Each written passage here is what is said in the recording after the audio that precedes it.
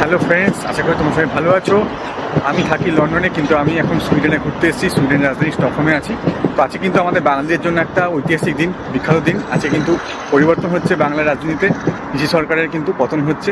তো বাংলার মানুষ কিন্তু মাঠে নেমে খেলেছে এবং খেলা হয়েছে ভালোই। খেলার রেজাল্ট কিন্তু বিজেপির পক্ষে। তো ন্যাচারালি বোঝাই যাচ্ছে মানুষ কিন্তু দুর্নীতির রাজনীতি এবং মিথ্যাচারের রাজনীতি কিন্তু পছন্দ করেনি, এবং তাই এই পরিবর্তন হয়েছে।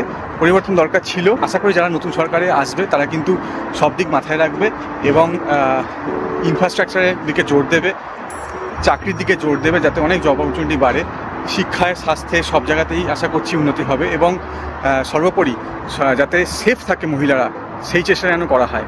আশা করি সর্বোপরি আর্থিক উন্নতি হলে রাজ্যের, আমরা যারা বাইরে থাকি, যেমন দেশের বাইরে থাকি বা অনেকে রাজ্যের বাইরে থাকে, তারা কিন্তু ধীরে ধীরে ফিরে আসবো এবং যদি জব অপরচুনিটি বাড়ে পশ্চিমবঙ্গে, তাহলে অবশ্যই ফিরে আসবো এবং চাইবো যে আমাদের পরবর্তী প্রজন্মকেও যাতে বাইরে যেতে না হয়, তারাও যাতে পশ্চিমবঙ্গেই চাকরি করতে পারে, পশ্চিমবঙ্গে থাকতে পারে।